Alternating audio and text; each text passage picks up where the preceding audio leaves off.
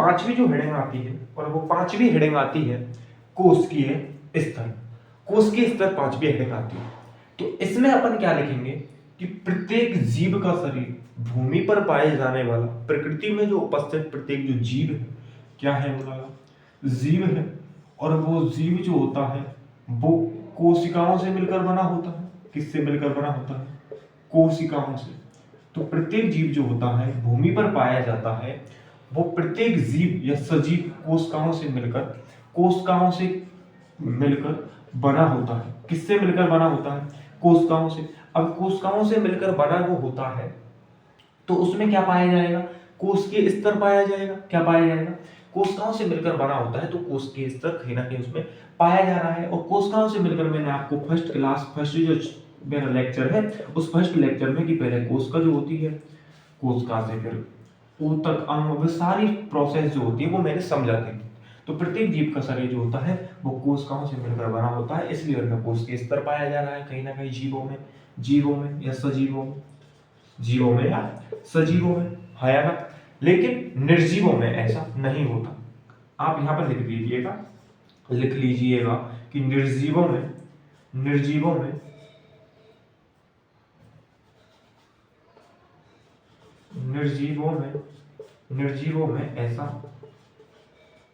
ऐसा नहीं होता है। कि होता है ऐसा, निर्जीवों में ऐसा नहीं होता है। भाई निर्जीवों में कैसे हुआ?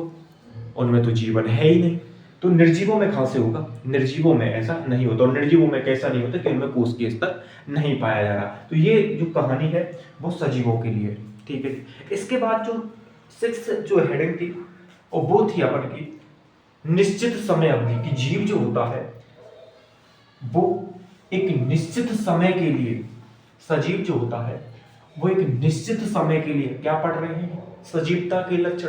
तो सजीव जो होता है, तो छठी जो हेडिंग है हमारी वो होता है निश्चित समय अवधि। निश्चित समय अवधि। प्रत्येक जीव जो है, प्रत्येक जो सजीव है, प्रत्येक क्या है? सजीव है। उसका कहीं ना कहीं कितना जीवन काल होगा, कहीं ना कहीं उसका जीवन काल होगा कि वो 10 वर्ष जिएगा या 50 वर्ष जिएगा या 40 वर्ष जिएगा या 100 वर्ष जिएगा या 1000 वर्ष जिएगा। प्रत्येक जीव का एक निश्चित समय अवधि होता है। तो कैसे? कि पहले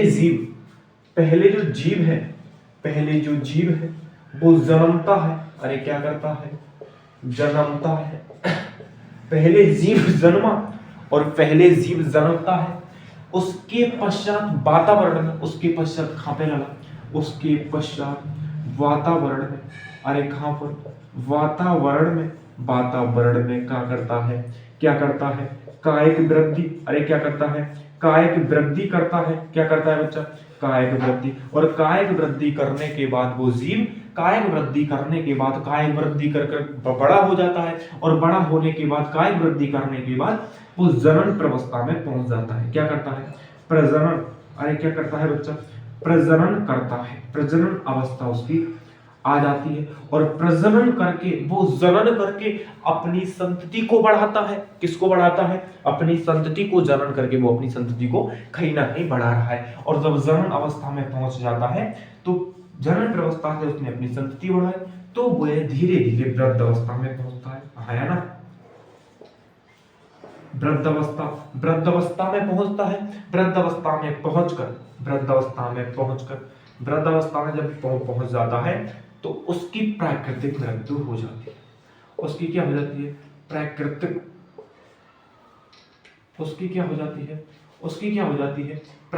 मृत्यु हो जाती है। कहीं ना कहीं उसकी क्या हो जाती है? प्राकृतिक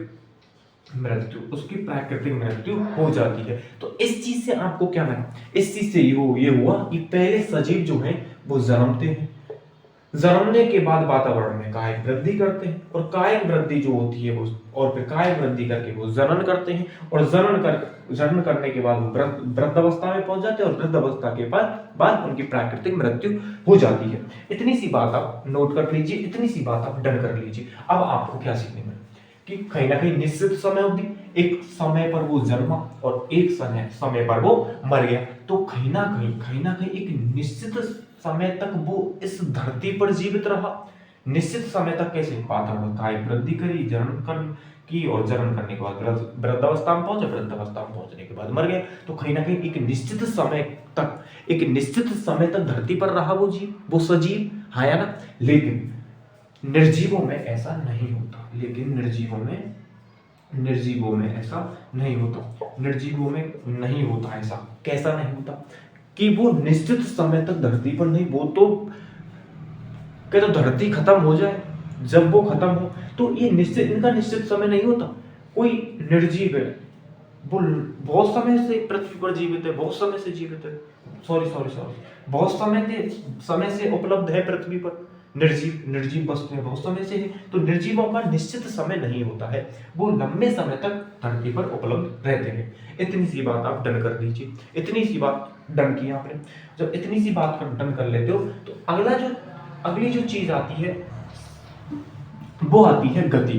क्या इनमें सजीव या निर्जीव गति करते हैं? तो उन सारी चीजों को पर देखेंगे, उन सारी चीजों को। तो यहाँ तक कोई डाउट नहीं होना चाहिए। और यहाँ तक जो सारी चीज पढ़ी वो पढ़ी सजीवता के लक्षण, कि सजीवों में जो मैं यहाँ करा रहा हूँ वो सारे लक्षण सजीवों में पाए जा रहे हैं, लेकिन निर्जीवों में वृद्धि को छोड़कर नहीं पाया जा रहा है एक भी।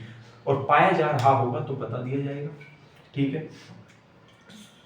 7वीं जो हेडिंग है वो है गति वो है गति। और गति, अब आपके दिमाग में एक बात आएगा कि जीव गति, क्या निर्जीव भी गति करते हैं? नहीं।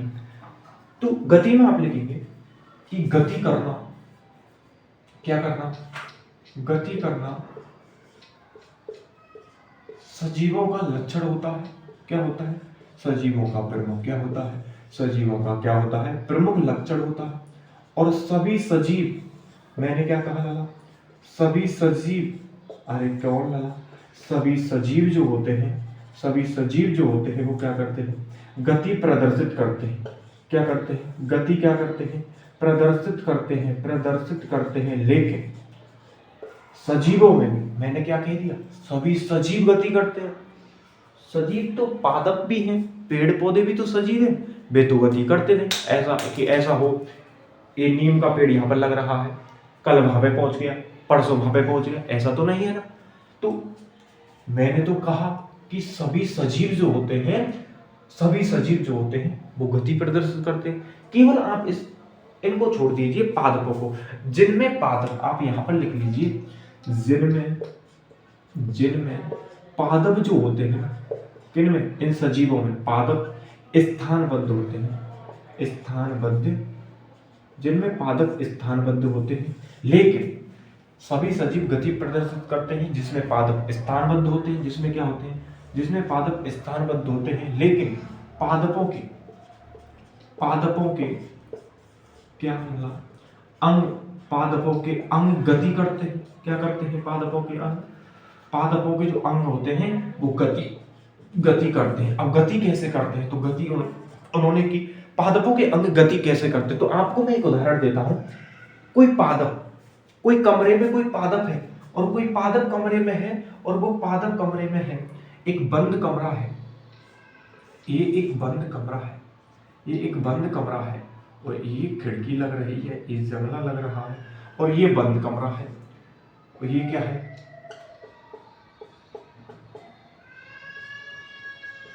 लगा, ध्यान देना बच्चा, ध्यान देना, ये एक बंद कमरा है। क्या है? बंद कमरा, ये एक बंद कमरा। लगा, मैंने गमला लिया, और मैंने गमले में एक पादप लगा दिया, ये एक पादप लगा दिया, ये एक पादप लगा दिया। और जब मैंने पादप इस बंद कमरे में लगा दिया, तो ये पादप कुछ समय के पश्चात क्या करेगा? ये सूर्य के प्रकाश की ओर मुड़ जाएगा। इसकी जो अंग होते हैं, इसकी जो ये शाखाएं होती हैं, ये ऐसे इधर मुड़ जाएंगी, ऐसे इधर मुड़ जाएंगी। तो कहीं ना कहीं ये शाखा इस स्थान पर थी, और इस स्थान से इस स्थान पर पहुंच गई। तो इन शाखाओं ने, इन अंगों ने, पादप के इन अंगों ने यहां से यहां तक ये गति की या नहीं की। तो सूर्य के प्रकाश की ओर मुड़ जाते हैं। तो आपने 10th में पढ़ा होगा प्रकाशानुवर्तन और गुरुत्वानुवर्तन। तो वो सारी चीज यहाँ पर है, वही तो चीज है। किसी बंद कमरे में कोई पौधा है, उसका प्रकाश की ओर मुड़ जाना, इस गति को क्या कहते हैं? प्रकाशानुवर्तन गति। 10th क्लास में आप पढ़ के आएंगे। तो कहीं ना कहीं पादप होने गति, पादप जो होते हैं वो स्थानबद्ध होते हैं, लेकिन पादप के अंग जो होते हैं वो गति कर रहे हैं। कैसे कर रहे हैं ये चीज मैंने आपको बता दी। ठीक है, गति में इतना, और निर्जीवों में गति नहीं होती है। आप एक नीचे डाल लो कि निर्जीवों में गति नहीं होती है, निर्जीवों में गति नहीं होती है। इतनी सी बात डन की आपने कि निर्जीवों में कहीं पर भी गति नहीं होती है। और गति के साथ हम पढ़ेंगे, गति के बाद हम पढ़ेंगे उत्तेजनशीलता। बहुत ही इंपॉर्टेंट है, बहुत ही क्या है? इंपॉर्टेंट उत्तेजनशीलता। इसके बाद अपन उत्तेजनशीलता पढ़ेंगे। इसके बाद क्या पढ़ेंगे? उत्तेजनशीलता। इसके बाद उत्तेजनशीलता पढ़ेंगे। इतनी सी बात आपने नोट की, इतनी सी बात नोट करके हम क्या पढ़ेंगे? उत्तेजनशीलता। 8वां जो पॉइंट आता है हमारा वो आता है उत्तेजनशीलता। उत्तेजनशीलता। और उत्तेजनशीलता वाला पॉइंट कैसे आता है? उत्तेजनशीलता वाला पॉइंट कैसे आता है? लाला, उत्तेजनशीलता का मतलब क्या है? मींस उत्तेजनशीलता, इसका मतलब क्या है? तो उत्तेजनशीलता का जो मतलब है वो है लाला क्या? अनुक्रिया। क्या है? उत्तेजनशीलता का जो मतलब है वो है अनुक्रिया। क्या है बच्चा? अनुक्रिया। और अनुक्रिया क्या? बाह्य वातावरण के प्रति, बाह्य वातावरण में, बाह्य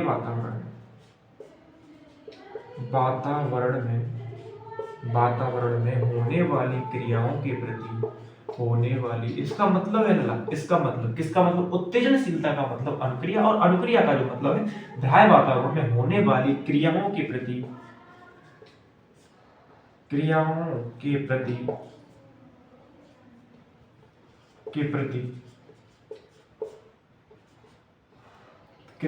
दिखाना? क्या दिखाना?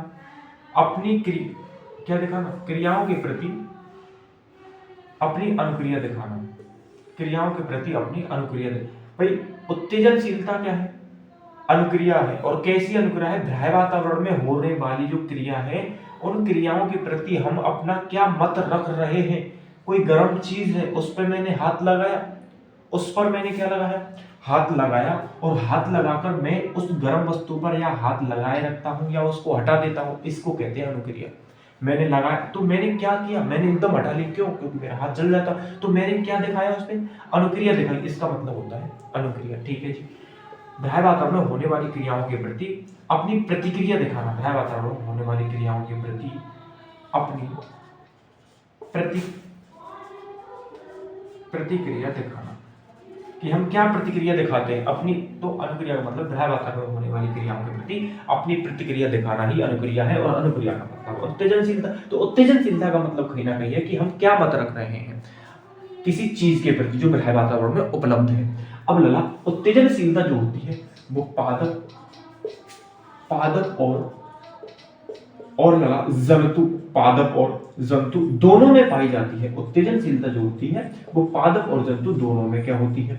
पाई जाती है। मैंने क्या बोला बच्चा?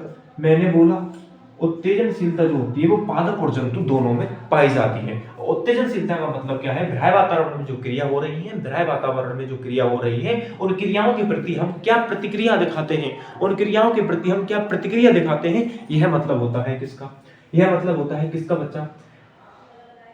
उत्तेजनशीलता का। यह मतलब किसका होता है बच्चा? उत्तेजनशीलता का यह मतलब होता है। ठीक है। अब पादपों में अनुक्रिया कैसे हो रही है? पादपों में क्रिया कैसे हो रही है? ये क्रिया उत्तेजनशीलता की पादपों में कैसे हो रही है? तो उस चीज को अपन समझेंगे। और उस चीज को कहीं ना कहीं कैसे समझेंगे वो मैं आपको बताता हूं। पहला, मैंने थोड़ी देर पहले एक चित्र बनाया, और थोड़ी देर पहले मैंने चित्र क्या बनाया? एक बंद कमरा था। पादपों में, पहले आप ये डाल लो, पादपों में उत्तेजनशीलता, पादपों में। और पादपों में मैंने ये कहा अभी इससे जस्ट हेडिंग थी गति वाली, कि पादपों के अंग गति करते। तो मैंने कमरा बनाया और क्लोज रूम, एक बंद कमरा बनाया।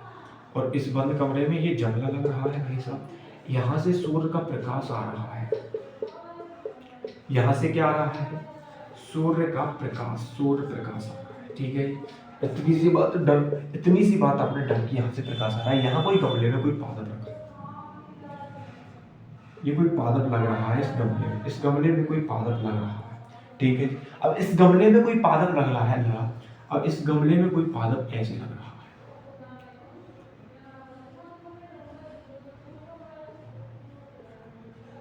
इस गमले में कोई पादप,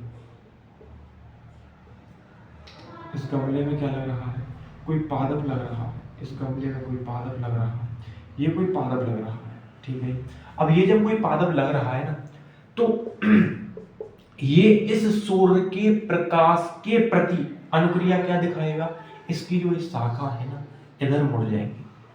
वातावरण में हो रही है ये क्रिया, और वातावरण में सूर्य के प्रकाश आने की क्रिया इस जंगला से हो रही है। इस जंगले से क्या प्रतिक्रिया हो रही है कि सूर्य का प्रकाश इसके अंदर से एक रूम में आ रहा है, और जब रूम में सूर्य का प्रकाश आ रहा है तो ये पौधे की जो शाखा है, इस पौधे की जो शाखा है ये सूर्य के प्रकाश की ओर मुड़ गई। तो इन्होंने अनुक्रिया दिखाई धूप के प्रति, इसकी ओर मुड़ गई। और इसकी ओर क्यों मुड़ी, क्योंकि इनको प्रकाश संश्लेषण के लिए धूप की आवश्यकता होती है, प्रकाश संश्लेषण के लिए सूर्य के प्रकाश की आवश्यकता होती है ना। इतनी सी बात आप डन मानते हो, इतनी सी बात क्या मानते हो आप, इतनी सी बात बच्चा डन कर लीजिए। इतनी सी बात जब आपने डन की, तो अब मैं बताता हूं कि जंतुओं में जो क्रिया होती है, जंतुओं में, किसमें, जंतुओं में, वो कैसे होती है। जंतु यानी हम, जंतु यानी हम, मैमेलियन जो होते हैं, आया ना, मैमल्स, मैमेलियन, स्तनधारी यार, और स्तनधारी बेबी जंतु हैं यार, जो बाकी वर्गों में आते हैं, बाकी संवर्गों में आते हैं। तो हम जंतु यानी हम, तो जंतुओं में आप हेडिंग क्या डालोगे, जंतुओं में जो उत्तेजनशीलता हो रही है वो कैसे हो रही है जंतुओं में। तो जंतुओं में कैसे हो रही है, मैं जंतु हूं और ये कोई गर्म चीज रखी हुई है भाई साहब, ये कोई गर्म वस्तु रखी हुई है। और जब ये गर्म वस्तु है, क्या है बच्चा, मैंने बोला बच्चा ये क्या है, ये गर्म वस्तु है। और जब ये गर्म वस्तु है भाई, अब इस पर गलती से, इस पर किससे लगा, गलती से ये मेरा हाथ टच हो गया, तो मैं क्या इस पर हाथ को, इस बहुत भकभकाती है भाई साहब ये गर्म वस्तु, इतनी गर्म है भाई साहब, बहुत भकभकाती है। और जब खतरनाक वे में ये गर्म है, तो क्या मैं इस पर इस मेरे हाथ को रखा रखूंगा भाई साहब, खगेगा, जैसे ही मामला खत्म हो जाएगा, हिल जाएगा पूरा। इस गर्म वस्तु पर मैं हाथ को रखूंगा ना, एकदम से हटाऊंगा। क्यों, क्योंकि मैंने अनुक्रिया क्या दिखाई कि ये वस्तु गर्म है, यदि मैंने इस पर रख कर रखा तो मैं भाई साहब जल जाएगा पूरा मामला जल जाएगा। तो अनुक्रिया दिखाई मैंने इस गर्म वस्तु के प्रति कि मैंने मेरे इस हाथ को हटाया, इस हाथ को पहले यहाँ खगाने और खगाकर इस हटाने की जो प्रक्रिया है वही है अनुक्रिया। तो मैंने क्या अनुक्रिया दिखाई, तो जंतुओं में जो अनुक्रिया होती है वो स्पर्श से हो सकती है। किससे हो सकती है, मैंने स्पर्श ही तो किया, किसी स्पर्श से, कोई तेज आवाज कर रहा है, तेज आवाज से, आया ना, तेज आवाज से। तो इन सभी चीजों से, किसी गर्म वस्तु है, किसी गर्म चीज से, आया ना, ठंड से, तो इन सब के प्रति अनुक्रिया हो सकती है, ठीक है जी। जंतु में तो उत्तेजनशीलता का मतलब कहीं ना कहीं है, उत्तेजनशीलता के अंदर जीव जो होता है बाह्य वातावरण में जो होने वाली जो क्रिया है उनके प्रति अनुक्रिया प्रदर्शित करता है, ये उत्तेजनशीलता का मतलब हुआ। और उत्तेजनशीलता के बाद हम नेक्स्ट जो क्लास आ रही है उसमें पढ़ रहे हैं जैव विविधता, और जैव विविधता के बाद दो नाम पद्धति, उन सभी को एक एक करके हम पढ़ते जाएंगे। तो इससे जो अगली क्लास है उसमें उत्तेजनशीलता के बाद जो जैव विविधता है उसके बारे में समझेंगे। यहाँ तक ये चीज हमारी खत्म हो चुकी है कि सजीवता के लक्षण ये हेडिंग जो है खत्म हो चुकी है। इसके बाद जैव विविधता के बाद इस चैप्टर में दो नाम पद्धति और सब चीज को एक एक करके पढ़ते जाएंगे। तो इतनी सी बात आप डन कर लीजिए। मिलते हैं, इससे अगली जो क्लास आ रही है वो जस्ट आ रही है उत्तेजनशीलता के बाद, इससे इसके बाद का भी टॉपिक है जैव विविधता, वो कल आएगी।